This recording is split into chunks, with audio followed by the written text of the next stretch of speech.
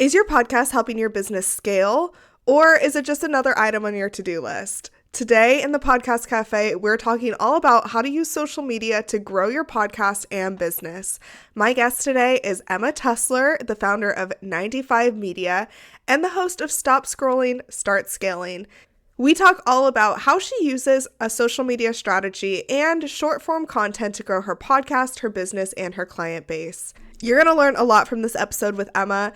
On the flip side, I also have a podcast episode with Amelia Harubi all about how to grow your podcast without social media. So definitely go check out both of these, see which one fits your goals best. And I think that there is a mix that we can do of the two, of promoting with social media and a mix of promoting without social media. So I would highly encourage you to go listen to that other episode as well. Pick and choose what you like and go from there. If you have any questions, all of my links and Emma's links are in the show notes, and enjoy this episode. Welcome to the Podcast Cafe, where we're serving up everything you need to know about podcasting, from tips, stories, and strategies for podcasters from podcasters. I'm your host, Hayleigh Hayhurst, the founder of Espresso Podcast Production, a full-service podcast agency helping business owners, creatives, and thought leaders launch and grow their shows. Whether you're just starting out or want to take your podcast to the next level, this is the place for you. Each week, we'll dive into practical tips, actionable strategies, and of course, stories from other podcasters so that you can build up a podcast that you love and that works for your business.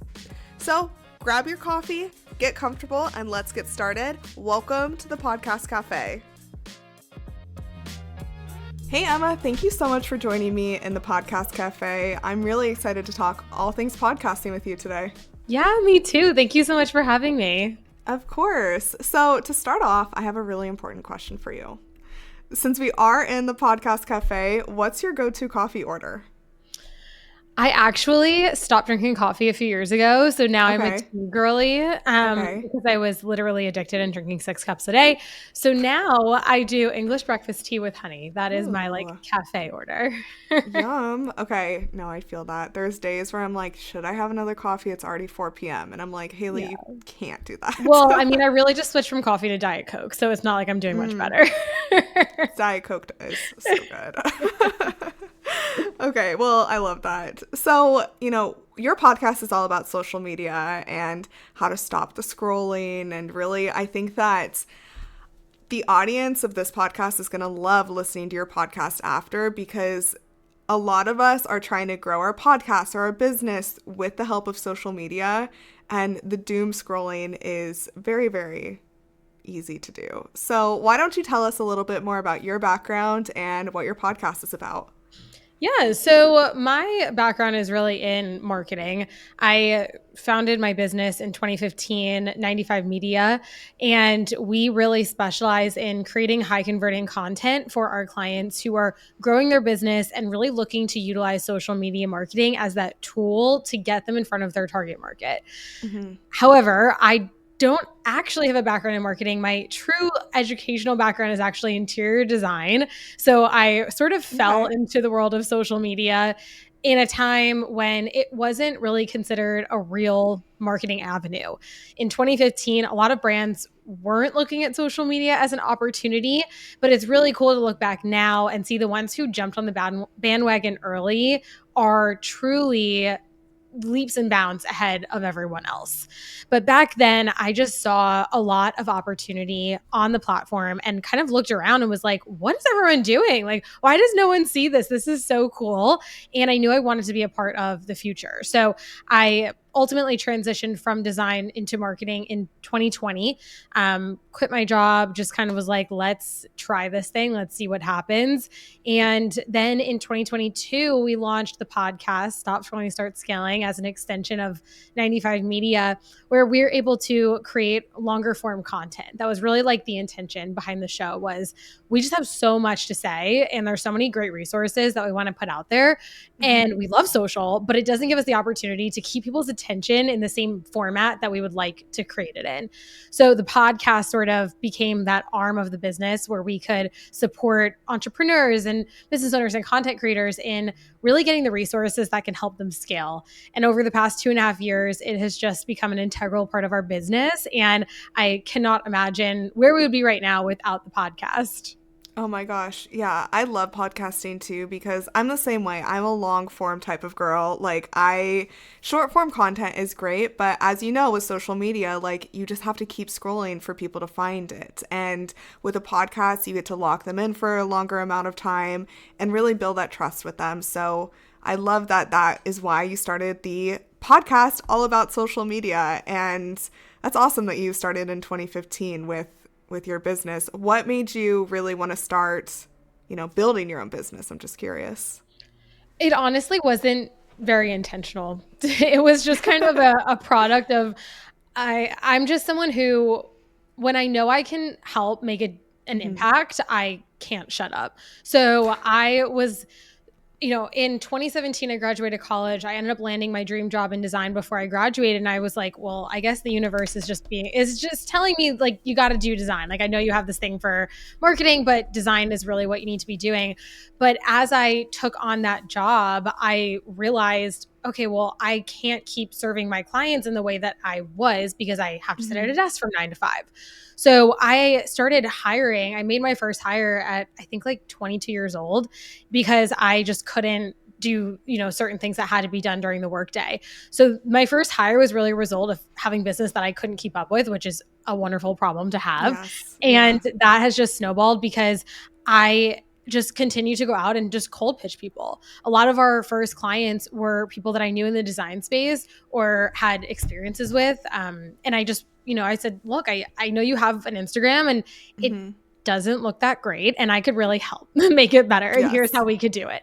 And that's really how we signed our first couple of clients. And as we brought on more clients and I saw their businesses grow and the impact that our work was making, it just really inspired me to keep going and continue building. And that's sort of how we've got here today, is just a lot of cold pitching, a lot of putting yourself out there. And I think podcasting is a very similar route. You're talking to your audience, but you're doing it remotely, right? Like you're talking to a computer. It can feel really lonely when you're podcasting, even though it doesn't come off that way on the show, but you are literally sitting here talking to yourself at the end of the day.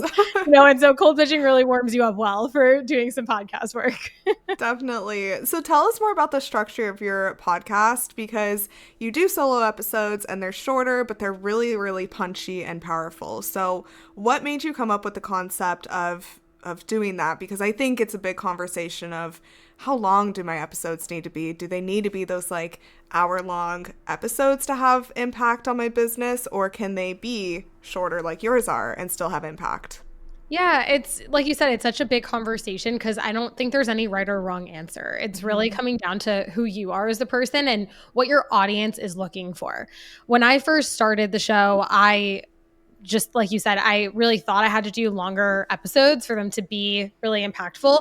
And it started feeling really heavy for me because it takes a really long time to outline episodes that are going to be you talking for 45 minutes if you're by yourself, or interviewing someone for an hour. It's a lot to plan for and then of course do and then produce. I just started to feel kind of burnt out doing it that way and not excited for what we were creating anymore. And so I began testing some shorter episodes, keeping, interviews to about 30 minutes, solo episodes to about 20 to 30 minutes. And I found that I was just getting more excited again and that it was really lighting me up. And our audience wasn't reacting in any adverse way. They were still tuning in. They were still consuming the content. They were still reacting well. So I was like, what the heck was I doing? Like, I don't need to be, killing myself for an extra 15 minutes. So now we try and keep our episodes around 20 to 30 for our longer episodes. And then we have some mini episodes that are about 10 minutes. And it's just worked really well. Our numbers have continued to go up. This year, we've seen a massive increase in listenership and downloads. And our episodes have been shorter than ever. But to your point, I'm very intentional about the material that we share.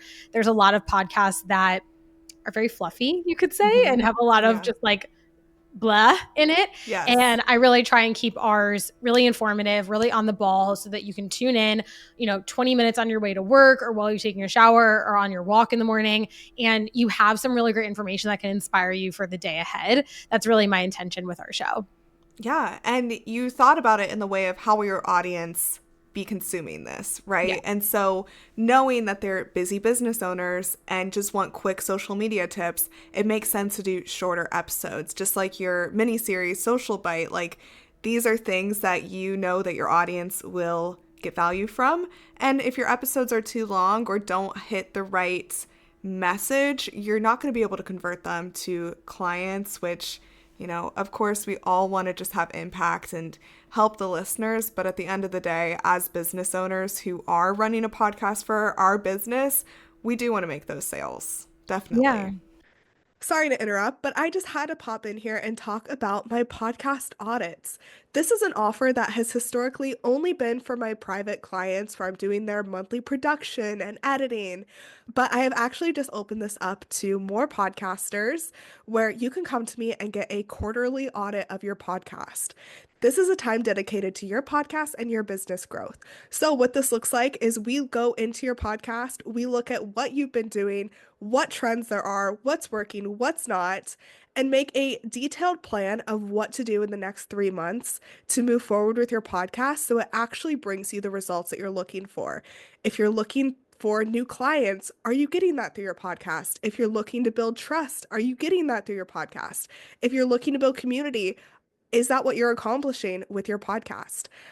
Far too many times I see podcasters put in so much effort, but it doesn't pay off because they don't look at the analytics. They don't look at the stats. They don't look at what they're doing. Now, that's why I'm offering this for any podcaster who's using their podcast to build their brand or business. So if you're interested, send me an email, hello@Espresso Podcast Production, and we will set your date to look at the details of your podcast. It is $1,200 for the podcast. If you break that down, it's about $400 a month or $100 an episode, which if you spent $100 every single week to make your podcast actually move in the right direction, meaning every episode is pushing you forward to the next spot that you want to be, it is so, so worth it. You will no longer be just posting and praying. You will have a detailed strategy to move your business and your podcast forward. So again, if you're interested, hello@espressopodcastproduction.com, and let's get that all started for you. Yeah. And I mean, I think it just comes down to the content in your episodes. Like, there's no point in talking for an hour if you're not providing real material and if you're not providing real value. So it really is all about your audience and what they need from you and meeting them where they're at. Absolutely. So now that you're about 2.5 years in, you're doing really cool things with your show. Like I mentioned, your mini series. How long have you been doing the Social Bite episodes? We launched the Social Bite in the summer, and it was honestly an experiment. I sat down with our podcast producer, and we were just looking at our downloads, and we were seeing some really big spikes on so normally we were dropping episodes for 2 years. We had dropped an episode every single Wednesday for 2 years. And that was just like our release day. Yeah. And so every Wednesday or whatever your release day is, you're going to see a really big spike in listeners. That's going to be like your highest listen day. And then, Thursday, Friday, Saturday, Sunday, Monday, Tuesday, the numbers would just keep going down until like almost zero on Tuesday, like the day before your next release. And we just sat there and we were like, well, what do you think would happen if we released another episode on Monday or a different day of the week? Like, could we get the numbers to spike back up a second time that week? Could we double our downloads just by releasing another episode every week?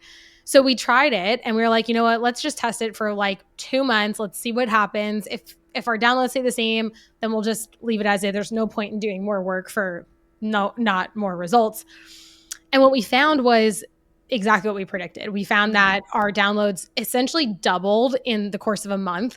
Our listenership, now we have 2 big spikes every week. And if I had the capacity, I'd probably do another episode a week too, but like not realistic. But it's really cool to just be able to provide more value and give more to our audience.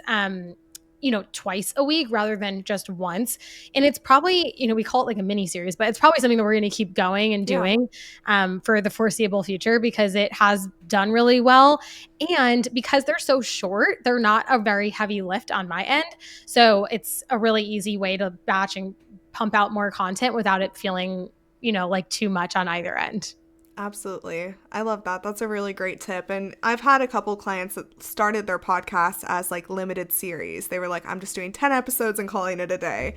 And what they find is they have so much fun doing it. And their audience is really enjoying it and it's getting the results that they want. And so they keep doing it. In fact, I have a client that launched her podcast as a limited series like 2 years ago. And now she's at episode like 140, something like that. And I'm like, I knew she was going to keep going. I really did. But funny, time just flies when you're doing it. It does. I'm like very limited, right? Very limited. No, that's awesome though.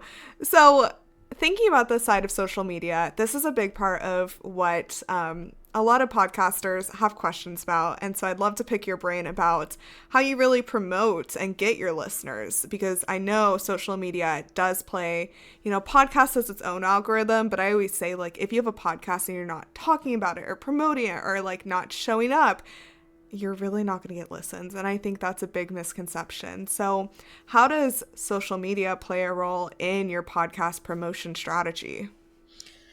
I think the better question is how it doesn't, because to your point, if you're not talking about it on social, where the heck are people going to know that it exists? It's kind of like that saying, if a tree falls in the forest and no one's there, did it even happen? Yeah. Right? Like if you have a show and no one's listening to it because you're not talking about it, does it really exist? Is it worth your time? No, not really. Yeah. So in my opinion, it's extremely important to utilize social media to market your show, to talk about the show, and do it in a really strategic way. My perspective is that we have to be talking about it constantly. On our end, what we do is I'm a huge believer, as any marketer would be, in video content. So recording the video assets with your show and really utilizing those on social to create short bites of your episode helps get people intrigued to then go from social over to listen to the show on Apple or Spotify or wherever they tune in. Yeah. Without video clips, it is difficult to increase your listenership because people are visual and we have like 2 seconds to capture someone's attention, stop the scroll, and get them to click over to your show. It used to be that you could create a graphic and post it to your feed, or even like an audiogram to your feed. Those things just don't work anymore. Yeah, they don't. Nope. I think they're fine to post to your stories if that's something that you wanted to do. For example, like on our Monday episode, our Social Bite mini episode, we just create an audiogram and we post that to our stories. And that's what we do because it's a really short episode. But for our Wednesday episodes that are a bit longer, we have video assets. We post those to the feed. And then we post multiple times down the road to cross-pollinate our audience from new episodes back to older episodes and really keep the love going across all of the content that's gone out. The other flip side of that is to not forget about your past episodes too. It's easy to just talk about like the new ones that are coming out, but the past content that you've created, I'm sure took tons and tons of time. And it's worth going back and pulling those assets to talk about them on social as well. Because something you recorded a year ago is, I'm sure, still relevant and helpful for your target audience today. So once a week, we actually go back and pull older content, post that mainly to our TikTok right now, but to really just think about all platforms, whether it's Instagram, Facebook, LinkedIn, TikTok, YouTube. Email marketing is really, really big for talking about your show. I just really would encourage to talk about it everywhere because you never know where your consumer is, where they might find you and then want to tune in. Yeah, that's like my biggest advice to my clients too. They're like, how do I double my downloads? I'm like, well, who do you tell your podcast about? Who are you talking to it about? And they're like, the listeners every week. I'm like, no, like we have to get this out there. Like tell your, networking groups, tell your email list, tell your social media followers, tell other people's social media followers when you have guests. There's so many ways to build your audience just through the promotion. And I think it's a big part where, just with anything, just like if you're a guest on someone else's podcast, great. Like you will get introduced to their audience, but that's just like step one is recording the podcast, right? There's multiple steps to this process. Step one is recording it. Step two is posting it. Step three is repurposing all of that content and getting it out there. Yeah. So your job as a host, or, if you have a production team, is to get through step three and finish, right? Like, you have to do all of those to be a podcaster. And I do see a lot of people stop at the publishing step. Yeah. Yeah. Well, it's usually the step people think through, and then everything beyond that point is like wait, I have to do this too? Yeah, like, right. what does this mean?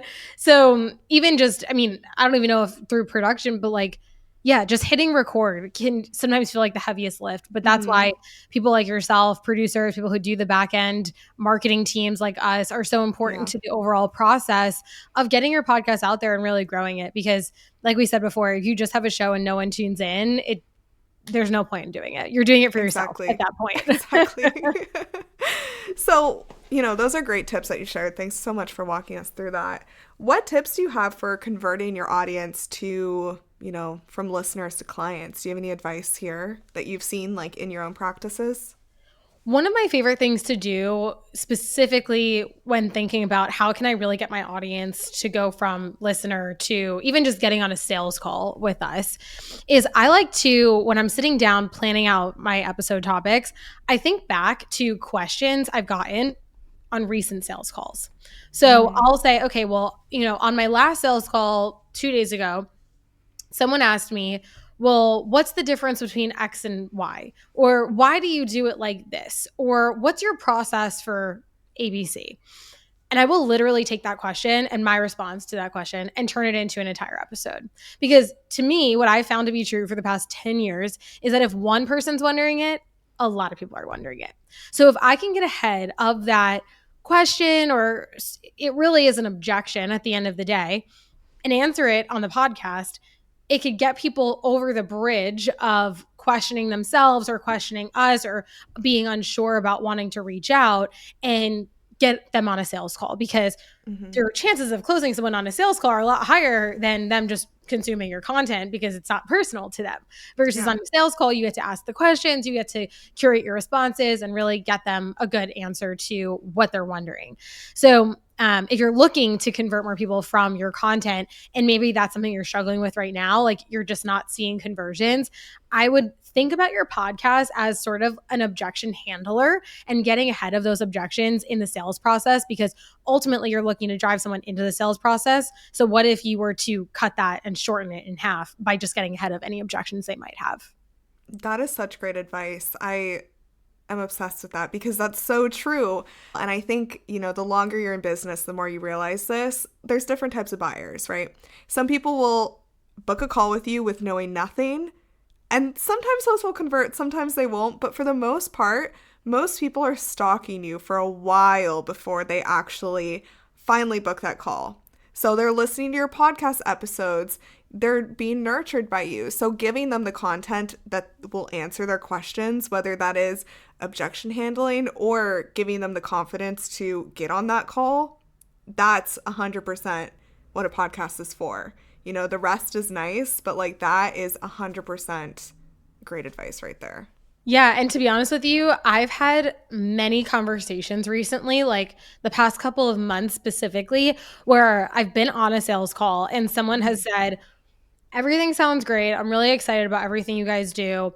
I'm going to just go listen to your podcast. I'm going to go consume your content on social to be a consumer of who you guys are before I sign and work with you. And I think that's a really cool other way of looking at it too, because absolutely, sometimes people consume before they get to you, but sometimes people consume after they get to you too. So you might even think about it as, well, I just pitched them. I just gave them all the information. I answered the questions that came up for them on the call. I handled those objections, but oftentimes people have objections that they think through after they get off a call with you as well. So what if your podcast could be a secondary leg in the sales process for you and ultimately close the sale? And that's what our podcast does for us time and time again, is actually close the sale, whether it's before or after our call time. And it has been just an incredible tool for us to actually truncate our sales process and convert leads faster. Yeah, that's amazing. What advice do you have for new podcasters? So much. Well, one thing that I wish I knew in the beginning of podcasting is it's really not like that serious. It's really So not, true. So it's true. not that big of a deal. I used to really like kill myself over the Mm-hmm. prep for the sales call, for the podcast, the prep for the outline, listening to, we have a producer in-house that does our podcast and works with some of our clients on podcast production too. And I would listen through every single word of the show before it went out. And I was so nitpicky. And I think just something I've learned over the past few years is it's going to go out and it's going to connect with the right people. Nothing needs to be perfect. And it's funny because like I don't think that our social content has to be perfect, but in my head I was like, well, podcast is like so serious. Like this has to be amazing and polished and everything. And once I let go that kind of like obsessiveness over the detail and the prep, it became a lot more natural. And I think that came through in our content as well. And it really started to grow a lot faster when I let go a little bit more from the production and from the prep, because I was able to shine through more on the show. So I was able to give better examples and case studies and my own experience, because it wasn't so, I mean, we never scripted it, but it wasn't so outlined. So I just find for myself, like when I sit down, I have like a couple of bullets I know I want to hit in the episode, but I just freeform it. It flows a lot better. But that's my own experience. And some people need, a full script, and some people like no outline at all. You have to find what works for you and really go for it that way. Yeah, I love that. I like the combination somewhere between like sitting down and recording with like a structure and just having a topic in mind, right? Because if you sit down and you're like, what am I going to talk about today? That's kind of where the fluff comes in, I find, like the podcasts that don't plan it at all. But if you know, okay, these are the content I want to hit on for the next month. Like I want to create these 4 episodes.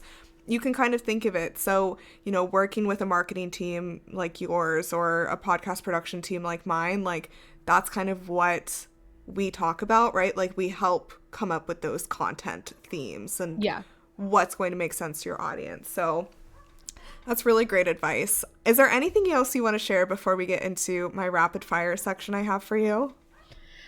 I think just that podcasting is really for everybody. And if it's something that you've been thinking about or it's been on your mind, I would just really encourage you to go for it, because it is something that is so accessible. It's something that anyone can really do and do well if you just commit to it. But the hardest part, I think, is continuing to show up week over week, because it can feel daunting. It can feel all consuming if you're doing it in a way that doesn't feel aligned for you.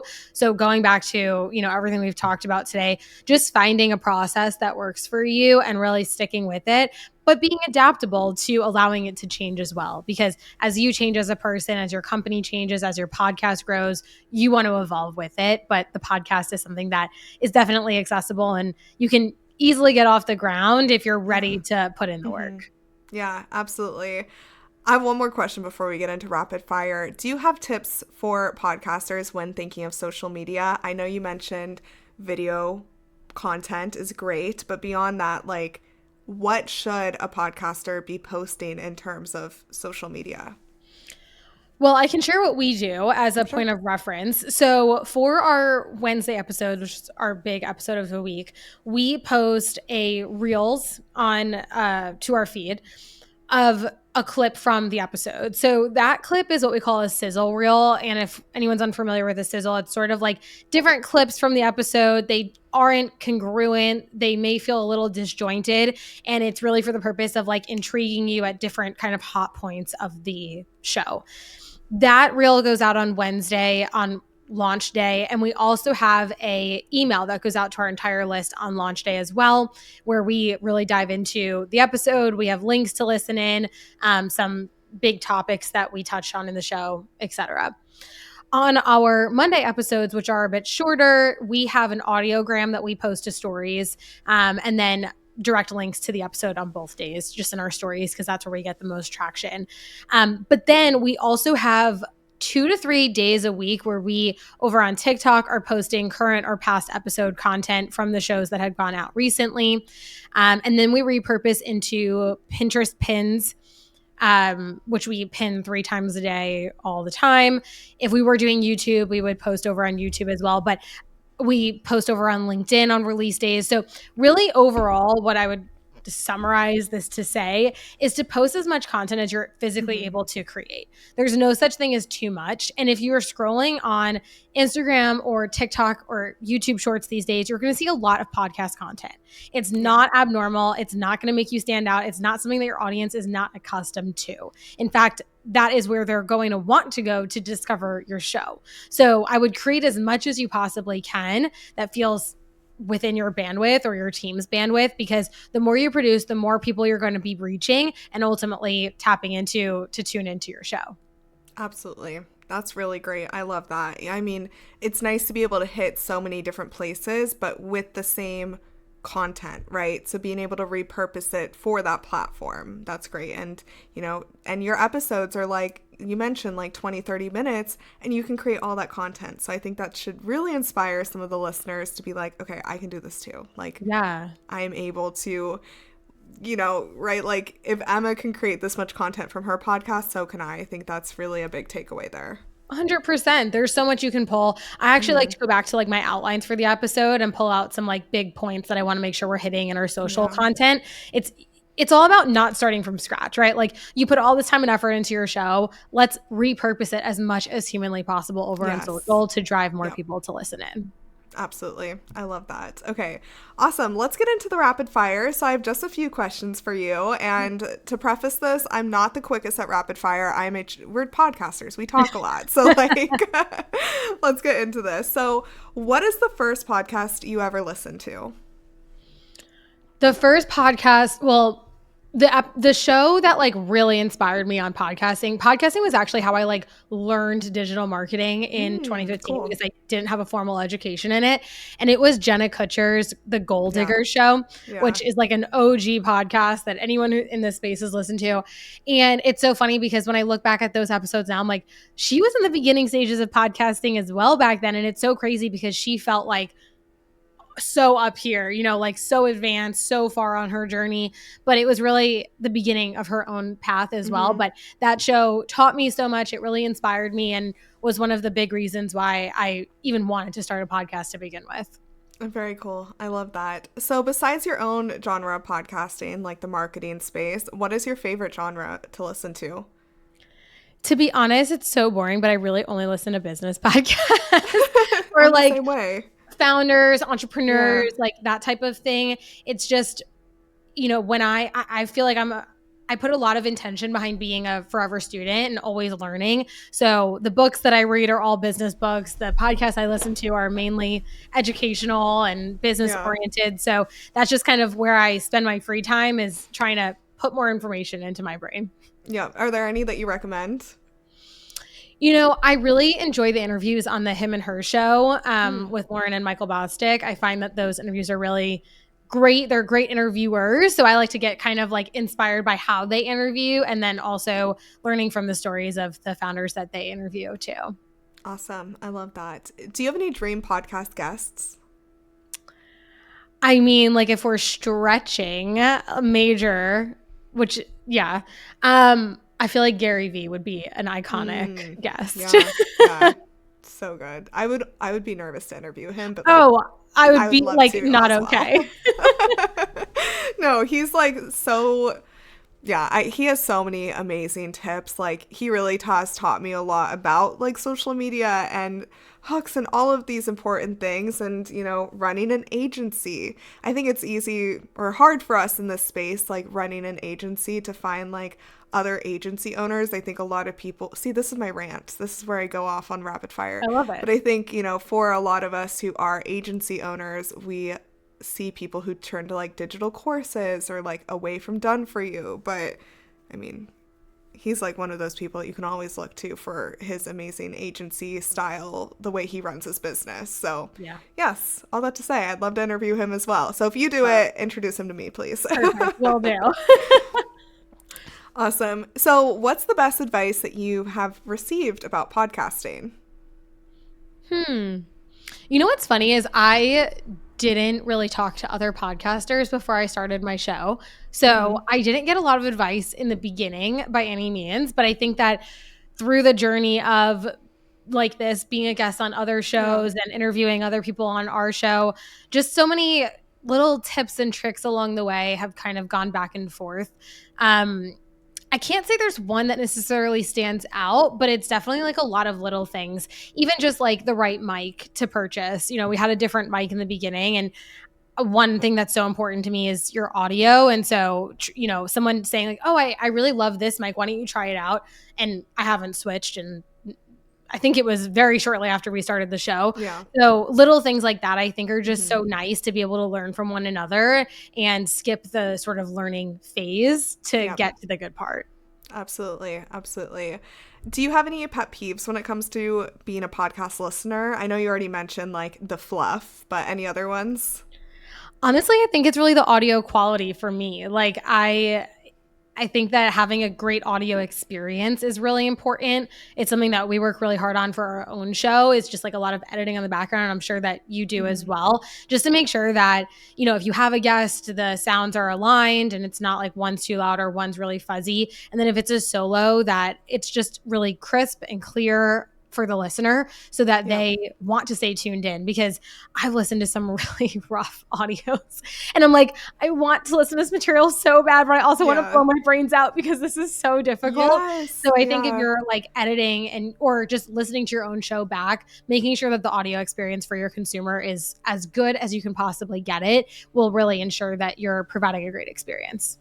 Yeah, I started my podcast journey back in like 2017, and I think what actually caused more of that is the rise of video, and people put so much focus on getting good video for social media. Yeah. I'm like, the video is like, why can't they both be great? I always prioritize great audio over great video, but they should both be great. If you're going to do it, like really do it. But I do think that like when people started video podcasting, that was their focus, and they stopped putting focus on the audio, which like kills me, because just like you said, like the audio is the most important thing. That's where people are going to come and listen, and that's really like their impression of you. Yeah, it's hard. I mean, you're making a great point. I think that is a lot of the reason, because the show that I'm thinking of that I have trouble with the audio sometimes is because I know that they record for YouTube and then they repurpose the audio into a podcast, but they can both be great. Like just figure out where to put the mic. Like you don't have to sacrifice one or the other. Exactly. Oh my gosh. My last question I have for you is, what's the most surprising thing that you've learned about yourself from podcasting? That's such a good question.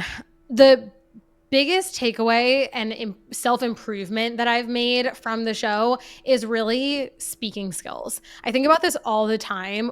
If I hadn't started podcasting 2.5 years ago and listened back and wanted to literally die because the way I talked was so bad, I don't know where I would be today. And I do so much public speaking, so many trainings, so much of sales is how you talk. And I'm so grateful to have podcasted and listened back and heard myself so many times in such a cringy way, because it really forced so much growth. Listening to yourself over and over and over again. I don't think anyone likes the sound of their voice or like how they talk really that much, but you sure want to improve really quick when you are podcasting that much. Yeah. No, that's great. Thanks so much for sharing that. Emma, this conversation has been so good. Where can the audience come and find you? And also, how do you work with people? Yeah, so at 95 Media, our website is 95media.co, just spell it all out.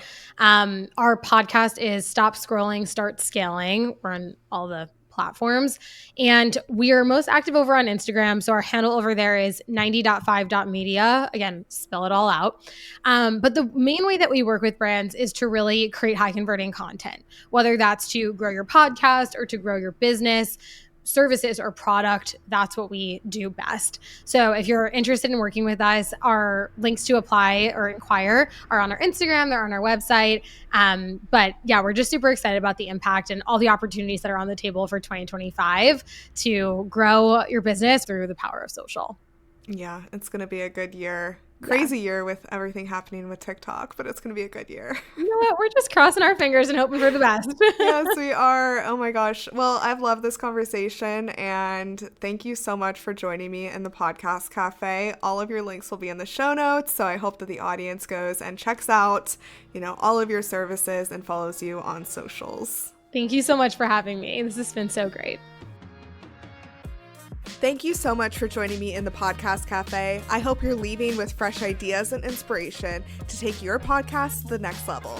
Remember, podcasting is a journey and you don't have to do it alone. I'm here to help you every step of the way. Let's connect. Be sure you follow me on Instagram at Espresso Podcast Production or visit espressopodcastproduction.com for more tips, resources, and behind-the-scenes insights. I'd love to hear about your podcasting journey. If you've enjoyed today's episode, make sure you hit subscribe so you never miss an episode. And if you're feeling extra generous, I'd love it if you could leave me a review on Apple Podcasts or Spotify. It helps more podcasters just like you find the show. Until next time, grab your coffee, keep creating, and I'll see you back here in the Podcast Cafe.